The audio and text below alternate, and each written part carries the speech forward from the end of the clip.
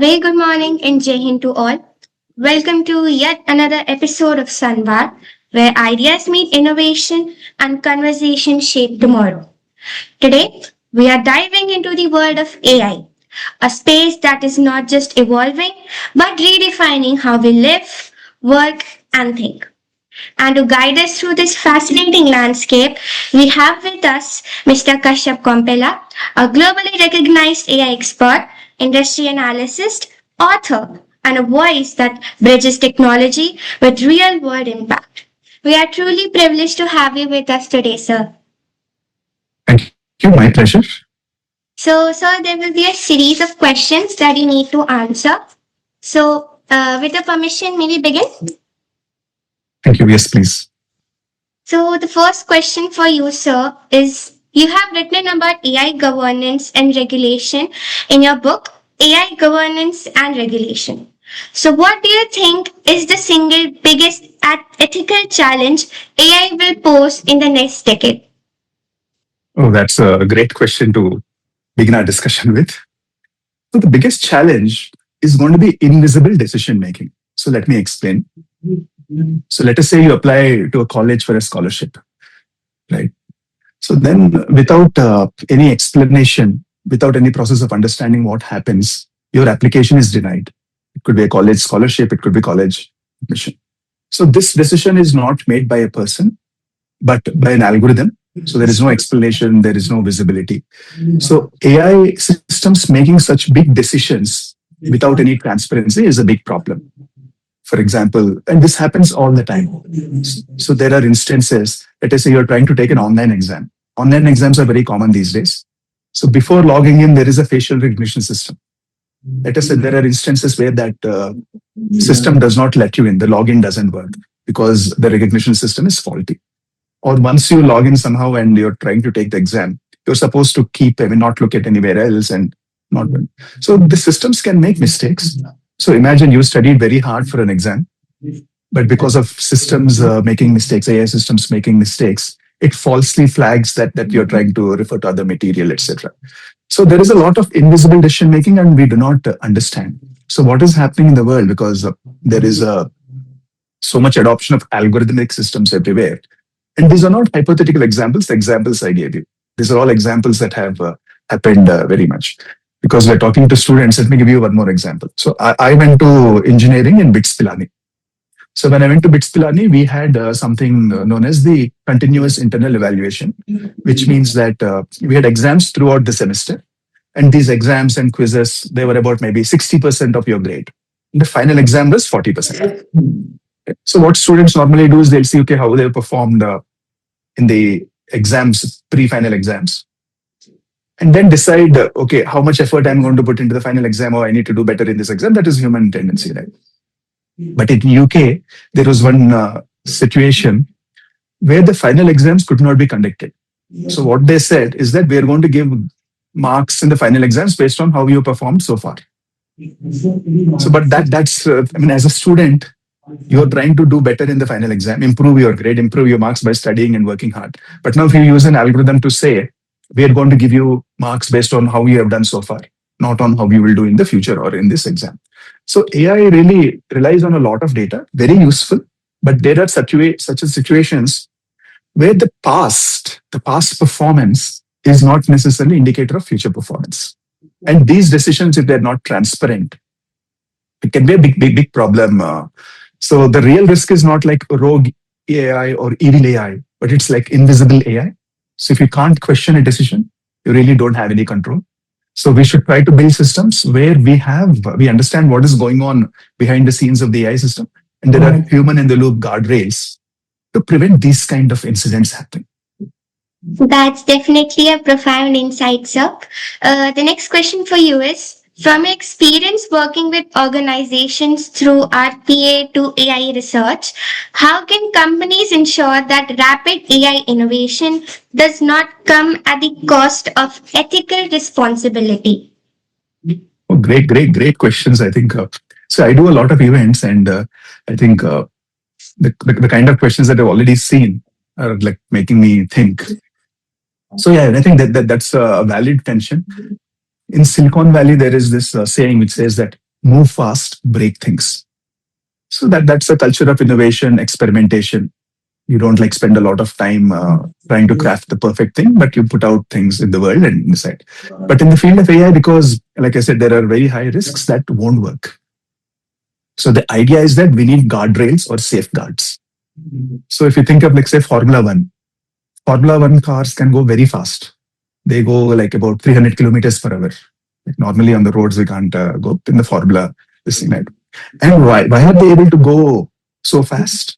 Because there are extreme safety rules. Extreme safety rules. They thoroughly test everything. It's all like everybody understands what can go wrong, so they make sure that it doesn't go wrong. So those are the same things that we can apply in the business as well. So, for example, if somebody is releasing a video game, they'll test what are the worst case scenarios that is possible and test for that. So you need to bring these things, like some companies have like now AI ethics panels.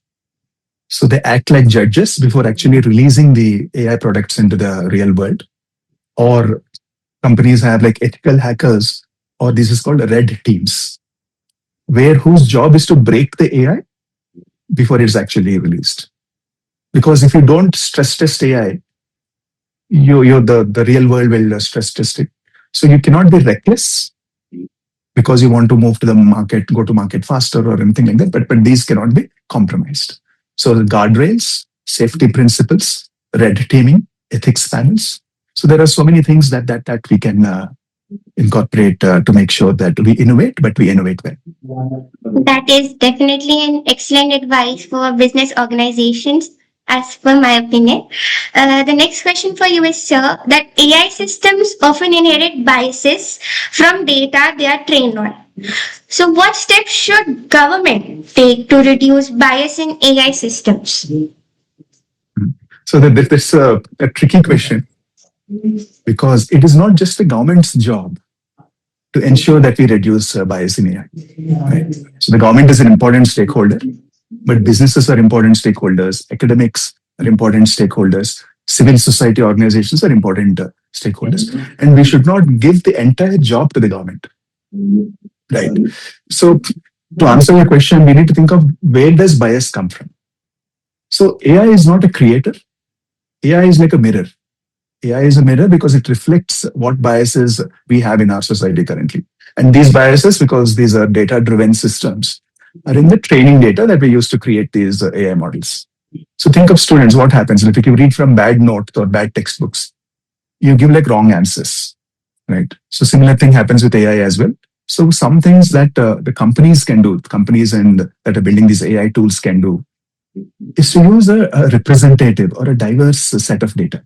So don't use data just from one group or just from one country, but make sure that the data used to train is representative of the societies, of the sectors in which AI is going to be used. Just like, annually we do a health checkup, right? As you grow older, you do health checkup. So you can also do like these bias checkups for AI tools. So AI bias really is, if you think about it, it is just that human bias that is scaled up and automated. So fixing AI bias is important because it can actually help fix society's biases. And the government can obviously frame rules, like there are certain rules and regulations that the Indian government has. We already have a lot of rules. The European government has certain rules. So the government's role is to frame those rules in such a manner that it doesn't stop innovation, but it also prevents the harms of innovation, so that companies take care of, make sure that their AI systems they build are not biased. These steps shall make the biases more actionable from now on, I guess. So the next question for you is, sir, that AI tools today can generate paintings, music, and writing within seconds. So what do you think AI generated creations can truly be called art, or are they fundamentally different from human creativity? Oh my God, this is such a tough question. I put a deep thought in writing this question as well. No. So let me think. Let me think about it. See, I think you're seeing a painting of the Mona Lisa behind me. It's a jigsaw puzzle. So, like, see, AI can create paintings right now in the style of, say, Da Vinci or Van Gogh. But the theory about art is art comes from human emotions. So AI doesn't feel sadness or joy or romantic love or parental love or anything like that. So the question really becomes: is art, is it about skill, or is it about the lived human experience? Right? AI, like you said, can write poetry, can create all these paintings, etc., just in seconds. But a human, these artists, great artists, it took them like a lot of heartbreak, and they've taken years to come up with these things. So, so that there is this saying about songs that I like. It says, "Our sweetest songs are about our saddest thoughts." If you like old Hindi music, for example, they're always like about very sweet songs, but what's very emotional situations. So in that sense, so let me ask you this question: who is your favorite actor? So actually, I don't have a favorite actor Or as your such. parents' favorite actor, for example, or your friends' actors? Let us say. My So, mother personally likes the acting of Rishi Kapoor, I guess. Rishi Kapoor, okay, Rishi Kapoor. Rishi Kapoor is a tough thing. Let's say Salman Khan. There are like people who like Salman Khan. So what happens when a Salman Khan movie is released or a Rajinikanth movie is released? So like all the fans show up in the music theater. There is lots of sort of dance and lots of enthusiasm, enjoyment. Lots of ruckus happens in the music hall for the first day, first show times. So that, so art is not just about the painting that we see, but it's also about that collective experience of belonging to a community, etc. So AI is not going to create that kind of an emotional connect with people, be it in music, be it in film, be it in art, etc. So AI can copy that brushstroke, but not the story and the emotion behind it. So art is not just what you see. I mean, this what I'm telling you breaks down when you go to, like, say, a Kochi Biennale, which happens in Kerala every 2 years, which is about modern art. Modern art, I mean, I don't understand modern art, so maybe AI is like modern art. So AI is art is not just what you see, but it's what the creator has actually. So in that sense, AI created art is like fast food, but actual art probably is like what the home cooked food that your mother makes with a lot of love. Thank you so much, sir, for that thoughtful intake. The next question for you is that many artists nowadays are concerned that AI models are trained on their work without consent. So, from an ethical and legal perspective, how should society address ownership and copyright in AI generated art? Great question again. And this is a lot of the focus of my work when I look at AI and law, AI governance and regulation, etc. See, it is simple, okay? It is simple if somebody has spent a lot of effort and created something, and if they have not released it into the public domain, we need to respect that and we need to compensate that. We need to compensate for the artists, writers, etc. So that's definitely something that can be done and should be done. Because if you look at the AI companies, they're like, I mean, approaching hundreds of billions of dollars of valuation, which means they're very rich companies. So it feels wrong that you have these struggling artists because, like, I'm an author, so I know that books don't make a lot of money. So it makes, I mean, it seems like morally and ethically wrong that you take the creations of all of these struggling artists, even if they're not struggling artists who spend a lot of time and thought, and using that to gain profits. So the argument would have been different if it was not for profit. If we were doing something like, say, a Sal Khan Math Academy, and if they're taking the works of maths teachers and releasing it in the public domain, etc. So unfortunately, we do not have the mechanisms right now, both as regulators and as the AI companies themselves, to be able to give these micro payments saying, I've used your work. Based on that, I'm going to compensate. Because this has all happened in such a fast manner. So this is going to be a sort of slightly nuanced take on this. So recently, a company called Anthropic, which is one of the leading companies, they have agreed to pay about $1.5 billion. Let us say that is roughly 15,000 crores to 70,000 authors whose books they have used. 700,000, not 70,000, 700,000, 7 lakh authors. Some number, I mean, I don't remember the exact number. They're going to pay $3,000 for each book that was used in training that. So this should have happened before. But again, it's a chicken and egg situation. Why I said it's a nuanced thing? Because this kind of training, like when authors created their works, etc., there were certain copyrights that did not envisage that there will be this kind of an AI which is trained on all the world's content, all the world's artistic and literary works, etc., and will come up with these kind of models like ChatGPT or a Claude or a Gemini. So this was not envisaged. So another thing is the people. So the laws, like say for example, India does not have a clear law on how to treat this. Europe prohibits it. US is sort of permissive with it. So the law also is not very clear. So it's strictly not illegal in some countries. But the second thing is now, like say about 1 billion people are using these AI tools, right? And for them, they are able to get access to knowledge. So there is greater public good happening because there are so many people who are able to do different things using these AI tools. So that is the public interest argument of allowing AI companies to use some of the copyrighted material. Because you need to think about why is the copyrighted there? Copyrights and patent protections are there so that people release their work into the public domain, so innovation, public welfare, etc. So all of it is all I'm saying is a very complicated argument. But yes, as an author myself, I wish like AI companies pay me money when they use my material. That is a brilliant breakdown. So I think that all of these views shall help us form a fair solution for all these problems. I guess Ghibli art as well was in recent controversy about how AI could create it within minutes and the artist took an year, I guess, to make one art. So next question is, do you believe AI will replace artists or will it instead become a creative collaborator that expands what artists can do? Right. I think we'll have new forms of art.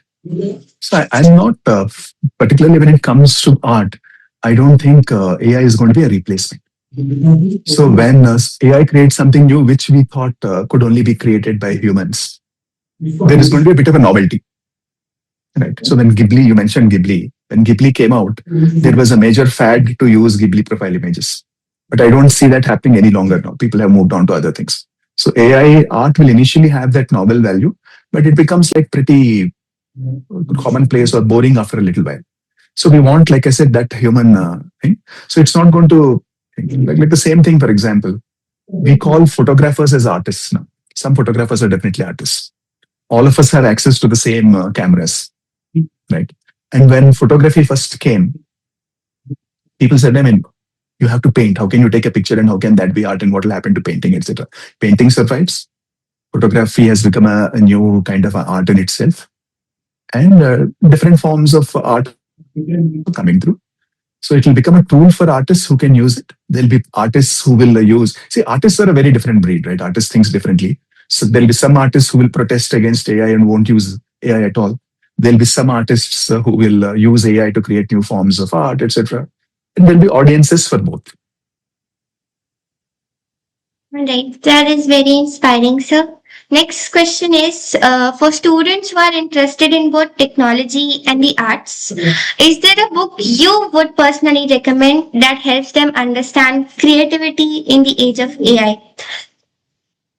It's a tough question. So you want a book that blends creativity and AI and technology, etc. See, I will recommend two books. It's like I don't think there is one book that covers what you're looking for.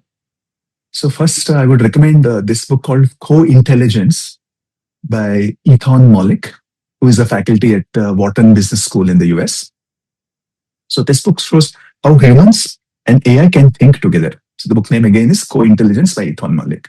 And Ethan Mollick is pretty active on Twitter, on LinkedIn, and he also has a Substack. So if anybody is interested in this, I think you should follow Ethan Mollick, subscribe to some of his things. So that's about the first part. So from a creativity point of view, I think there is a music producer called Rick Rubin. He's an American movie producer and he's produced like different groups, both from pop to rock to etc. So he has a book called The Creative Act. So, and this really explains where ideas really come from. Right. So these are the two books I'd say somebody who wants to know about AI and creativity, etc. Co-Intelligence and The Creative Act by Ethan Mollick and Rick Rubin. That seems a perfect recommendation for me since I'm interested in technology and arts both. So Next Nice. question for you is that you have spoken and taught at places like Stanford University and IIM Bangalore. So, what skills should young students focus on if they want to work responsibly in the field of AI? Great question. So before answering that question, see, I've just been a guest lecturer at IIM Bangalore and an invited speaker at an AI event by the Stanford Human AI Center, HAI, I think it's called. But I am more frequently lecturing at the Indian School of Business in Hyderabad, where my first book, The Practical Artificial Intelligence, that is a recommended book in one of the AI courses out there called AI for Business and Society. And I'm also more regularly teaching at BITS Pilani's new MBA school in Mumbai. There is a new campus for BITS Pilani. It's called BITS School of Management or BITSOM. So I teach a course called Leveraging AI there. So those are my more stronger affiliations than the ones that you mentioned. So now coming to what skills the student should focus on. So if you remember, there was a few years ago, there was a craze that everybody should learn coding, not just students, but there was a craze and there were companies which were offering to Right, teach coding, Academia. etc. Correct. So I did not want to take that name, but yeah, there was a huge craze at that point in time for that. Now you don't see that happening because now we have AI coding assistants where the specifics of the language, technical details, syntax, etc. That has become like baseline that is available from an AI coding assistant. So definitely not just coding. I'm not saying it is not useful, but not just coding. That's people may be surprised by I'm saying like don't learn coding. I'm not saying don't learn coding, but coding alone has become commoditized. So you need to ask good questions. You need to be able to understand the situation and ask good questions of the AI tools. You also need to develop like a critical thinking because AI will like very confidently, we say like AI is like an MBA student, very confidently will give you the wrong answers. Okay, because of the confidence, you'll think that okay, then this is correct.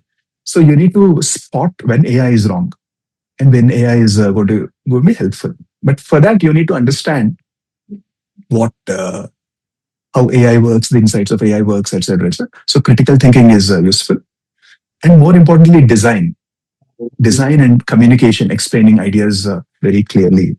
So this is going to be. So you need good judgment, not just knowledge in the age of AI.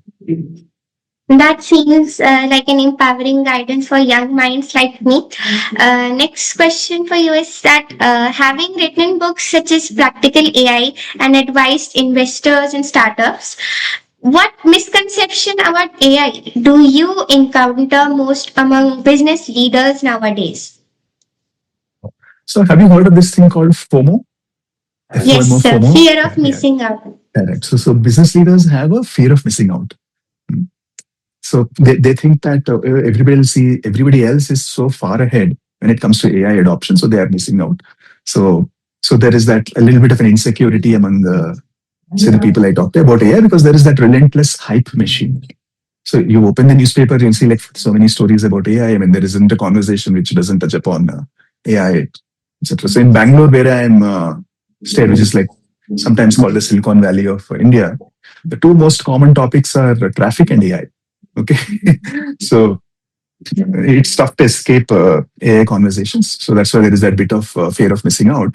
But many people think that AI tools will automatically deliver business value or enterprise value. So that does not happen. There is that whole bunch of human effort that needs to go to actually derive value out of AI. So AI is not like some, what do we say, super intelligence, or AI is not a self-improving system yet. So there are many obstacles. There is a lot of human expertise needed. So many of the fears about AI making skills obsolete, jobs redundant, etc., are a little bit unfounded. So it is not going to play out in that fashion. It's definitely not going to play out in this fashion. There are going to be exciting opportunities in AI. So that's what I would say. FOMO and thinking that AI is going to automate everything versus you can derive value only by buying AI tools. That's not going to happen. That seems like a thoughtful observation. So, last but not the least, after working with government cooperation and startups around the world, what excites you the most about future of AI and what concerns you the most about it? It's again a tough question. May I ask you the same question while I'm thinking about that? What excites you about AI? So, I don't think so. There is anything that excites me about AI because I'm someone who believes that human effort is more important just getting answers quickly. So I think the bias which we have in AI and the fact that it is replacing human creativity nowadays is what concerns me the most. Because as a student myself, I sometimes rely on AI to complete my project work when I am falling short of time. So I think that that might be a waste of my potential. So I believe that students should not use AI that much nowadays because it will replace their creativity. That concerns me. And apart from that, there is nothing exciting about AI for me except for games which I play by making apps on Chat GPT. So, yeah. Excellent. And I think you have articulated it in a much, what do we say, clearer fashion, in a better fashion than Thank I you, could sir. have about this thing. So I think before I come to responding to your question, let me pick up on what you said. I think there is a lot of wisdom in what you said. This is the best advice that anybody can give students, particularly college students and high school students, etc. Over reliance on AI is going to be a risk. So you go to a gym, for example, to develop muscle, right? So like that, you need to create your mental muscles as well. So you need to think hard about problems, not look to AI to give you answers. After you have developed your own cognitive abilities, your own thinking and analysis skills, etc., then use AI to make your work faster. But don't do it before. So there is that temptation definitely. So there is that temptation definitely to, because it's the fastest, easiest way. And many people will take that path, but it is not advisable. Did you have, for example, in your English thing, in your English subjects, the story of Odyssey, where Ulysses comes back after the Trojan War to go through the Not islands? yet, No, sir. okay, We okay. don't, not yet. I know. Okay. So if it is not there, then this example won't work. I was going to give you an example, but I'll give you another example, for example. So I recently wrote an article for Hindustan Times, because this is the question that commonly comes up. What excites you about AI? I said I'm most excited about the potential for AI in education. If you think about what's happening in our education system in India and across the world as well, most students, I mean, go through a routine. If you take a class, I mean, this is like because there are no bad actors in this story. It is just the system. This is how systems, large scale systems work. So if you have a large class, the teacher always teaches at the middle because you can't teach for everybody. So by definition, that means that there are students who are getting left behind and there are students who are ahead. But when the system is geared towards teaching to the middle, both the two ends get left behind, and that's a significant chunk. So even the best school is probably going to address only the 50% of the class. The other 50% of the class doesn't. So now AI gives that opportunity to personalize learning for each student. So it is possible for us, and students can take that agency. You said you don't want people to use AI, but if parents come into the picture, they can see, okay, this is a concept that needs to be explained, and you can use AI to explain that concept. Some people are visual learners, some people are textual learners, some people are like audio. We want more practice, etc. So now with the kind of AI tools that we have, this kind of a learning material that is tailored to each specific individual learner can happen. And I think we need to move to a different system where a school, right now we have a teacher shortage in India, but maybe large class needs to have 2, 3 teachers, one main teacher and 2 facilitators who will helping students differently, etc. So AI gives that ability to do that, and I'm hopeful that in the next few years that will happen. And to what worries me, so this is quite fascinating. This really worries me because our societies are built on trust. Our societies are built on trust. So when I'm talking to you, you know you're talking to a real person. But you can no longer, with the AI technologies that we have, that I'm a real person here. This could be an avatar of me talking to you. right? Right. So there is a war going on right now between Iran and Israel. There are rumors that are floating around saying that the Israeli prime minister is dead. So he is actually the rumors on Twitter and the rumors on social media have become so much because when war happens, there is always this propaganda, there is misinformation, disinformation, etc. So he's released some videos. In releasing videos, people said, "Oh, because when the camera moves, there are six fingers on his hand." Like if you're generating videos using AI, you know that, or images using AI, there you know that it can create like this kind of effects. So then he actually had to come and do one more video saying, "Hey, five fingers on my hand, five fingers on this hand," showing that. So now prime ministers are having to come and respond to deepfakes. So we cannot believe what we see, and when we cannot believe what we see, what we hear, what we watch, etc., the trust, the architecture of trust that we have in our societies is very dependent on that. Because the thing that we have, the saying that we have is seeing is believing. So if seeing is not believing, where does that leave us? So I don't want to. So that is again one concern that I have. Another concern that I have is that so there are like some very powerful companies who will control the few AI models. And they can turn on and off. Like let us say if the knowledge work is going to be dependent on AI.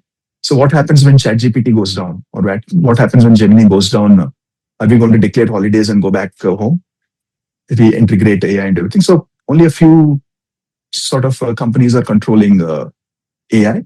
So it is important for us, for people, countries like India, to create their own sovereign sort of AI models and not be dependent on a few companies. And it's important for the world as well not to be dependent on a few companies for our AI solutions. So those two things, I'm very excited about the possibilities of what AI can do in education particularly. But I'm also worried about deep fakes and concentration of power in AI because of that. The views are truly fascinating, sir. So, as we come to an end of this insightful conversation, I, on behalf of Sunbeam Varuna, would like to extend my heartfelt gratitude to you, sir, for giving us your valuable time and insights. This session has truly reminded us that future isn't something we simply step into, but it is something we actively shape. And thank you so much for your time and guidance, sir. And to all our listeners out there, stay curious, keep learning, and never stop asking what's next. Thank you so much for joining, sir. Thank you, Samriddhi, and thank you, Sunbeam. Bye.